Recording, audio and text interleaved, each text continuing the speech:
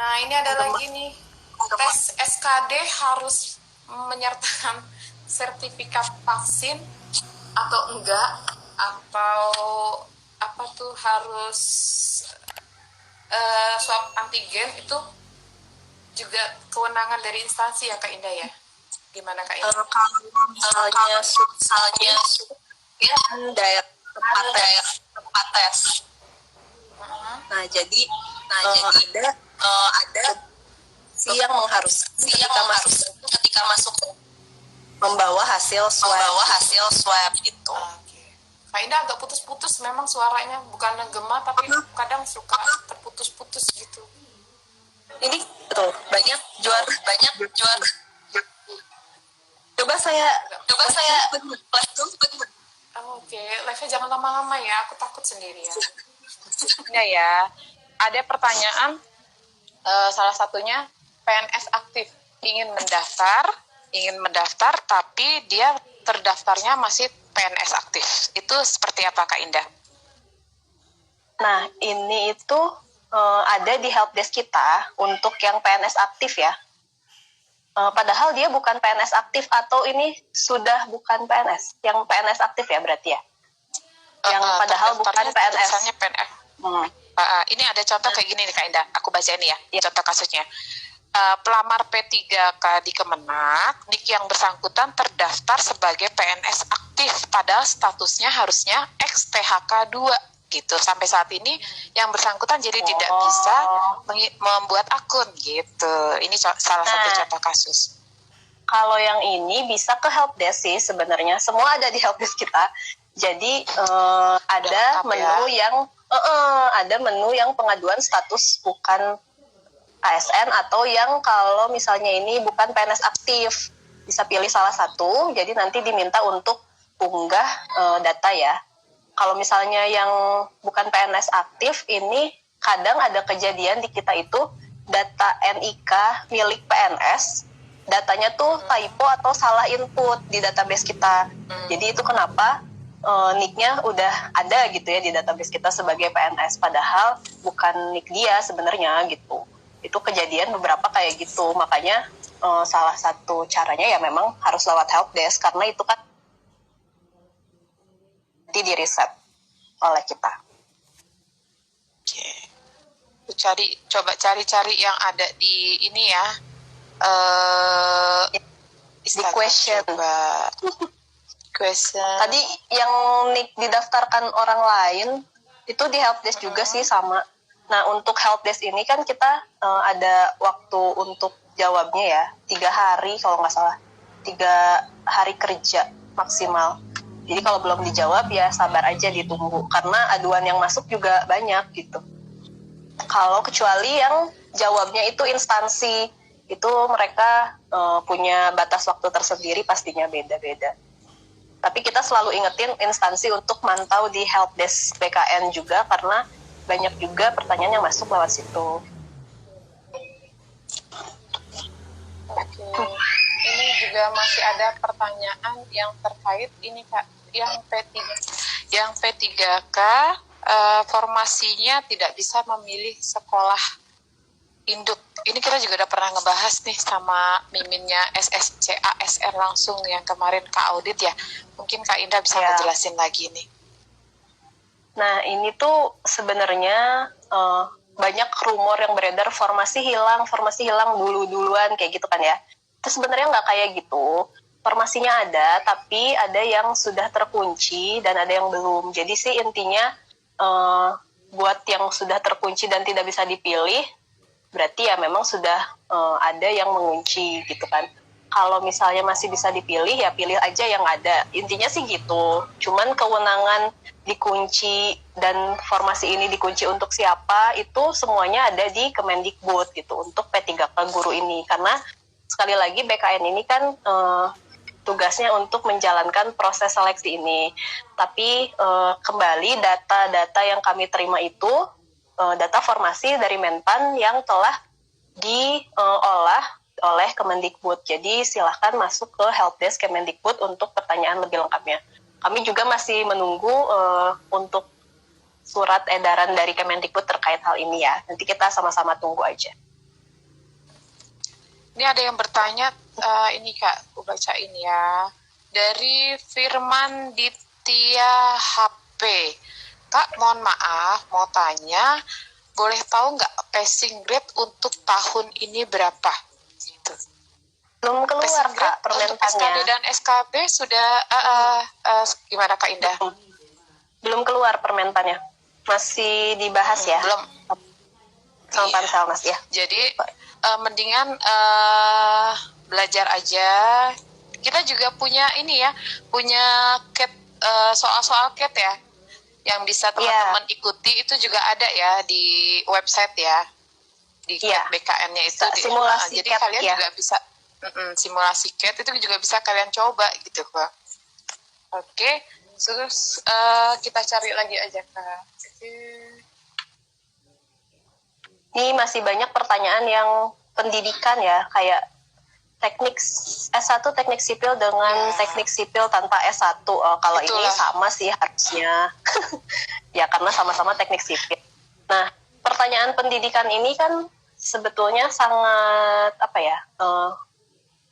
per kasus banget gitu Kak. Jadi case by case, nggak bisa kita kasih tahu di live ini karena memang itu kasus per kasus dan itu kewenangan instansi karena yang memiliki kebutuhan itu kan adalah instansi. Tapi tipsnya sih bisa dilihat jabatannya, jadi dicek pekerjaan di jabatan itu apa, sesuai nggak sih sama pendidikan kita. Lalu yang dilihat itu prodi ya, bukan gelar. Jadi ada yang nanya nih kayak gini, ekonomi sama manajemen itu sama-sama SE gitu, tapi misalnya yang dibutuhin cuma S1 ekonomi. Nah, S1 manajemen bisa daftar nggak sih? Kalau dilihat kan pendidikannya hanya S1 ekonomi tuh. Nah, walaupun gelarnya sama-sama SE, tapi itu nggak jadi acuan. Jadi yang dilihat tuh tetap program studinya, kayak gitu. Nah, selain dilihat dari jabatan, yang pasti pendidikan itu memang yang paling aman sih, yang pilih yang sesuai dengan formasi menpannya ya. Tapi kalau misalnya masih mau coba, tanyakan dulu ke instansi atau bisa lihat rumpun pendidikannya itu sama atau enggak. Biasanya acuan dari instansi juga sama sih ke situ. Oke. Ini masih pertanyaannya tentang upload berkas kok nggak bisa-bisa ya, padahal ukuran PDF-nya sama JPEG-nya pas katanya. Itu kira-kira kenapa Kak? Nah, untuk kasus upload berkas ini ada yang lucu ya, jadi kayak ini aku udah masukin nih Kak kurang dari 200 kilobyte misalnya yang pas foto tuh kan maksimal 200 kilobyte, tapi pas dilihat sama kita ternyata ukurannya cuma 83 kilobyte gitu, jadi kurang dari 100 kilo. Nah itu ada tulisannya tuh jadi di SSCSN ini walaupun ada batas maksimal tapi dilihat juga batas minimalnya. Jadi semua dokumen itu kita batas minimalnya 100 kilobyte. Ini kita menghindari agar tidak ada dokumen yang tidak terbaca. Sayang kan nanti kalau misalnya terlalu kecil nggak kebaca malah jadi tidak lulus gitu verifikasinya. Oke, Kak Indah nih ada lagi pertanyaan dari Fani Salen 180. Bu, kenapa P3K di Sumut belum dibuka? Ini juga kayaknya pernah dibahas sama Kak Audit ya. Ada beberapa yang malah sudah tadinya membuka terus dibatalkan gitu seperti ya itu ya. Bisa dijelaskan kembali mungkin biar teman-teman ada yang sudah sudah mendaftar atau bahkan pengennya pingin di situ kok nggak ada gitu. Itu sebenarnya juga bisa dicek ya Kak Indah ya di kalau nggak salah di portal ASN itu juga ada ya. Instansi apa saja yang tidak membuka ya? Ya, ada di menu kita di portal itu lihat periode gitu ya. Nah, periode ini bisa dilihat tanggal buka dan tanggal tutup dan statusnya. Jadi kalau misalnya instansi tersebut tutup, tidak membuka pendaftaran, berarti ya jangan daftar ke situ gitu ya.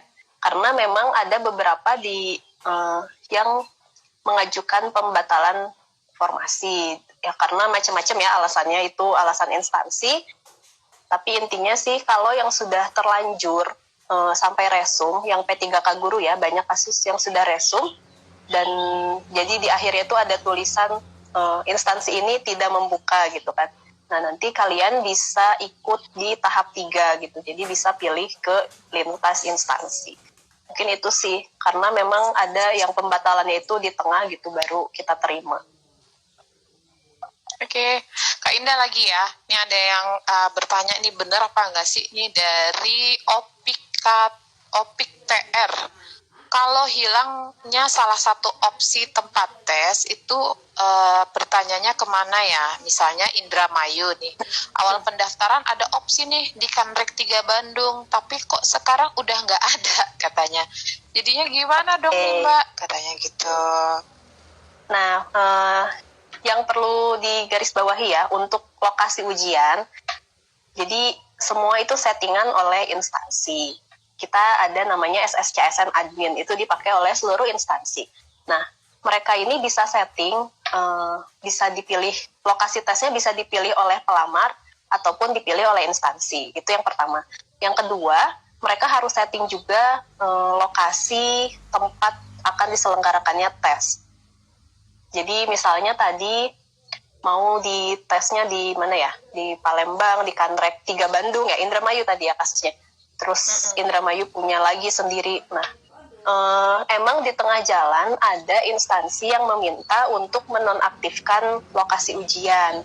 Mungkin contohnya itu. Jadi mungkin awalnya ada nih pilihan Kanrek 3 Bandung gitu ya. Tapi di tengah jalan jadi hilang itu karena memang minta dinonaktifkan untuk lokasi tes tersebut. Berarti ya pelamar ya hanya bisa memilih sisa lokasi ujian yang tersedia gitu aja sih. Karena memang semua tetap settingan oleh instansi. Ya. Bukannya tiba-tiba kosong semuanya hilang kosong nggak mungkin ya. Iya nggak mungkin. Bisa pasti tetap ada yang lagi, bisa dipilih. Di dekat-dekat situ ya teman-teman ya. Yang terdekat. Oke, kita cari lagi. Nih, Kak, saya sudah tidak mengajar, tapi data saya masih terdaftar di Dapodik. Gitu. Saya mau daftar P3K, kira-kira bermasalah nggak ya pada akhirnya? Itu gimana ya? Kalau dia dulu mungkin sudah pernah mengajar, terus sekarang dia nonaktif, terus dia tertarik nih pengen ikut P3K, itu kira-kira bermasalah atau mendingan lebih amannya ikut yang CPNS-nya aja? Seperti itu Kak Indah. Kasus kayak gini ada sih ya, tapi ya kita kan balik lagi ke aturannya dari Kemendikbudnya juga, bahwa yang dan di Permenpan juga kan, bahwa yang bisa mengikuti itu adalah guru non ASN di sekolah negeri yang terdaftar di Dapodik. Nah kalau misalnya memang statusnya itu sudah tidak aktif, berarti kan harusnya tidak berhak ya untuk mendaftar P3K ini gitu. Itu bisa dilaporkan sih ke Dapodiknya gitu, bahwa sebenarnya sudah tidak aktif lagi.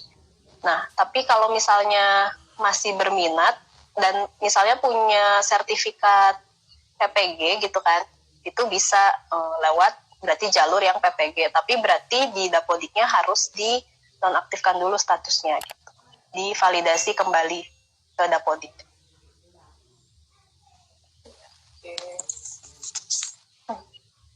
Untuk yang PPG ini, kemarin ada yang nanya juga nih, belum nggak cocok nih datanya gitu ya, atau tidak terdeteksi itu yang PPG itu bisa itu? Dicek banyak di kendala. Iya, kemarin Dikbud udah ngasih tahu bahwa ada yang untuk lulusan PPG ini bisa dicek di https://guruppk.kemendikbud.go.id/lagi PPPK_PPG. Nah, di situ bisa dicek dulu apakah memang sudah terdata atau belum. Gitu. Oke ya teman-teman ya, sudah dicatat tadi ya. Terus ini kita juga mengingatkan kembali kepada teman-teman, juga masih banyak yang menanyakan ketika mereka sudah sampai resum, ada upload berkas salah, apapun salah, itu tidak bisa kembali lagi ya Kak Indah ya, tidak bisa minta diulang lagi lah gitu, coba dari ulang lagi saya gitu, tidak bisa ya Kak Indah ya? Nggak bisa, iya nggak bisa. Jadi kita di sistem kan udah kasih halaman resum tuh ya, halaman terakhir ketika kalian mendaftar itu harus di checklist satu-satu dengan harapan pelamar itu membaca kembali isian data maupun uploadan dokumen mereka gitu sebelum di checklist. Itu kan kita udah kasih beberapa layer untuk mereka periksa. Kalau masih salah juga, ya udah kita nggak bisa lagi kasih gitu. Emang udah finalnya di situ sampai resume. Oke, kita scroll lagi ya Kak Indah ya. Ini kebanyakan masalah akreditas. Akreditas juga gimana Kak Indah nih? Bolehlah kita bantu jawab lagi nih terkait akreditas yang dipakai itu yang pas lulus, apa yang ada lagi nih yang terbaru kayak gitu. Itu gimana Kak Indah? Ya, jadi sesuai Permentan aja kali ya. Untuk akreditasi ini, untuk lulusan dalam negeri, bisa dilihat di Permenpan 27 untuk CPNS, itu yang digunakan adalah yang ketika lulus. Itu. Jadi, untuk formasi selain cum laude atau lulusan terbaik, itu nanti yang diupload salah satu boleh, atau tergantung syarat instansi ya. Kalau ada yang minta dua-duanya, tolong dilampirkan dua-duanya. Tapi kalau di Permentannya, itu memang akreditasi program studi atau universitas yang terakreditasi. Jadi tidak ada minimal ABC-nya gitu. Kalau di yang cum laude, ini dia wajib dua-duanya. Jadi akreditasi perguruan tinggi dan program studi bernilai A atau unggul. Di Permentannya seperti itu. Oke, kita ini ada yang nanyain beberapa. Terakhirkah hari ini pendaftaran akun? Enggak ya Kak ya, kita masih sampai tanggal kalau nggak salah tanggal 21 ya, masih ada waktu sampai tanggal 21 silakan. 21 tapi itu terakhir juga resume submit. Jadi kalau bagi teman-teman yang belum selesai juga harus diselesaikan gitu kan. Harus diselesaikan gitu. Oke, kita cari lagi. Untuk lokasi lahir juga ada tuh Kak Indah ya. Lokasi lahir tidak ditemukan. Kebanyakan mungkin kalau lahirnya di luar negeri ya Kak Indah ya, itu harus ke mana? Ke helpdesk dulu? Iya, bisa. Kalau di luar negeri itu ada kita aduan ke helpdesk. Kalau memang tidak ditemukan di sistem ya untuk lokasi lahirnya, ke helpdesk dulu. Tapi sekali lagi untuk tempat lahir ini, yang tempat lahir ijazah terutama diisikan di tingkat kabupaten kota. Ini ada lagi pertanyaan nih Kak Indah. Untuk lokasi tes harus sesuai dengan ketentuan instansi atau dapat memilih sesuai domisili? Karena di webnya SSCSN ini terdapat beberapa pilihan lokasi tes. Ini bukannya disesuaikan domisili juga bisa ya? Baiknya memang gitu ya, sesuai arahan dari Kapus PPSS. Tapi sekali lagi sih gini, settingan lokasi yang disetting itu kan oleh instansi. Nah, berarti apapun yang muncul di halaman pelamar itu silakan dipilih yang terdekat dengan posisi kalian gitu. Jadi misal di BKN itu ada pilihan dari mulai BKN pusat sampai kantor regional 14 misalnya, semua ada pilihannya. Nah, itu silakan dipilih salah satu yang terdekat.